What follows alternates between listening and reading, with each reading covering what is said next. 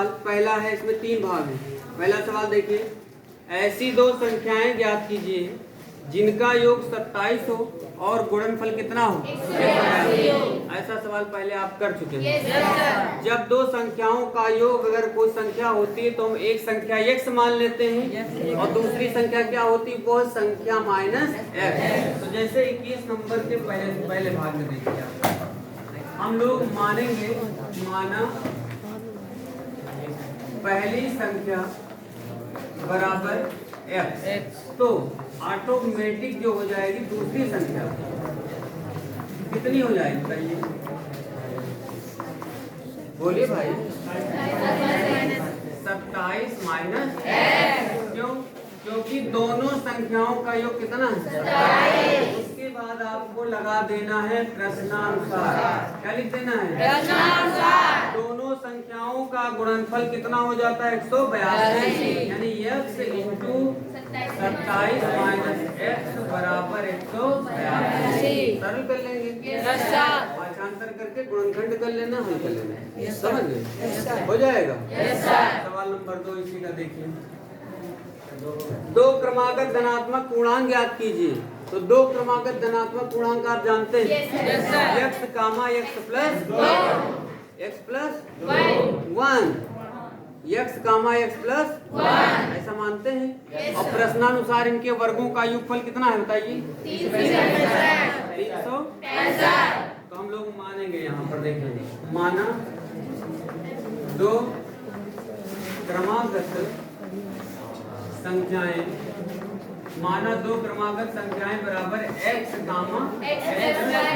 सीधे आपको लिखना है प्रश्नानुसार। क्या लिखना है?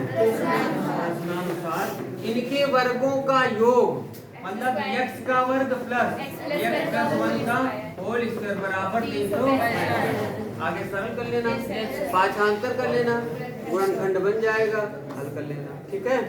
सवाल नंबर 3 देखिए, इसी का तीसरा भाग, 2 संख्याओं के वर्गों का अंतर 180 है।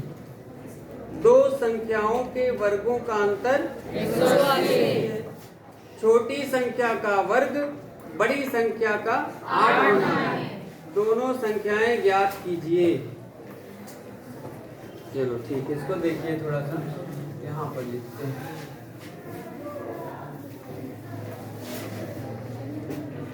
तो 2 संख्याएं मान लें यहाँ पर, 2 संख्याओं के वर्गों का अंतर 180 है। छोटी संख्या का वर्ग बड़ी संख्या का 8 गुना है।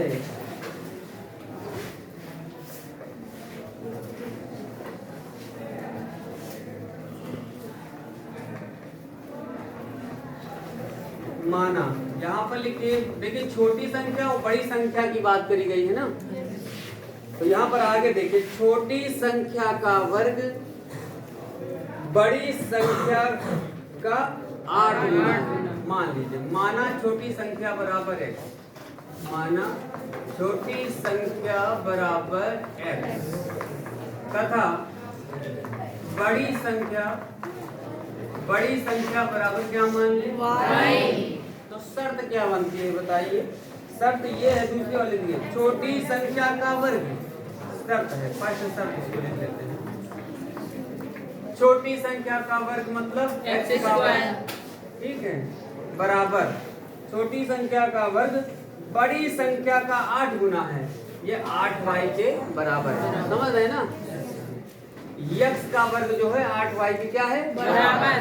इसको समीकरण नंबर 1। जो पहले बात कही गई थी इसको हम लोग सेकंड शर्त मान लेते हैं, हालांकि पहला भी मान सकते हैं, कोई दिक्कत नहीं। ठीक है। शुरू में क्या लिखा है? शुरू में लिखा है 2 संख्याओं के वर्गों का अंतर। 2 संख्याओं के वर्गों का अंतर, तो हम लोग लिखेंगे बड़ी संख्या का वर्ग माइनस छोटी संख्या का वर्ग। इस तरह लिखेंगे, बड़ी संख्या का वर्ग, बड़ी संख्या का वर्ग माइनस छोटी संख्या का वर्ग। हमेशा बड़ी संख्या से छोटी संख्या घटाएं, तो बड़ी संख्या का वर्ग माइनस छोटी संख्या का वर्ग कितना दिया गया है? 180 ऐसा दिया गया है ना। अब बड़ी संख्या कौन सी है? y है। तो ये हो जाएगा y का स्क्वायर छोटी संख्या कितनी है x²। अब बराबर 180। समीकरण नंबर 2 मान ले। इतना भी तुमको देखो, एक तो पहले मान चुके हो ना, 2 मानेंगे। अब लिखेंगे समीकरण 1 व 2 से। समीकरण 1 व 2 से यानी x² की जगह हम क्या लिख सकते हैं? लिख सकते हैं ना? और रख दो और y² माइनस 8y, इसको इधर पाठांतर कर लीजिए। 180 बराबर 0। इसके गुणनखंड कर लीजिए। 180 कैसे गुणनखंड करें? कटाने पर 8 आ जाए। 18 दहम्मा 180। 18 दहम्मा 180। ये हो जाएगा y² माइनस, इसको लिखेंगे 18 माइनस 10 नीचे y माइनस 180 बराबर 0।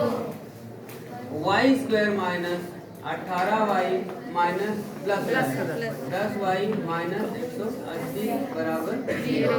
इसमें देखिए कुछ कॉमन हो जाएगा, y कॉमन हो जाएगा। यहाँ लिख दें y हो जाएगा कॉमन, तो क्या बचेगा? y minus 18। आगे क्या कॉमन? क्या बचेगा? y बराबर 0। y माइनस 18 होल कॉमन, क्या बचा? y बराबर 0। ये वाला ग्राह हो जाएगा, है ना? यदि y माइनस 18 y माइनस कितना 18 बराबर 0, तो y बराबर 18। देख रहे हो नहीं? Yes sir. फिर बोलो फिर बराबर 0 तो y बराबर बोले जाओ, बोले जाओ। छोटी y का मान कहीं रखोगे? यहाँ रख दो समीकरण 1 में। y का मान समीकरण 1 में रखने पर, 1 में रखने तो रख दीजिए x² बराबर 8 गुणे कितना हो जाएगा? 18। 8 गुणे 18, 18 8 पहाड़ आता है कितना होगा? अच्छा, x बराबर 12 हो जाएगा। तो ये x का मान आ गया यहाँ पे, और यहाँ पर किसका आ गया? x को क्या माने हो? छोटी संख्या। अतः छोटी संख्या कितनी आ गई? 12। बड़ी संख्या 18 है कि नहीं? छोटी बड़ी? Yes sir. ठीक, नोट करिए।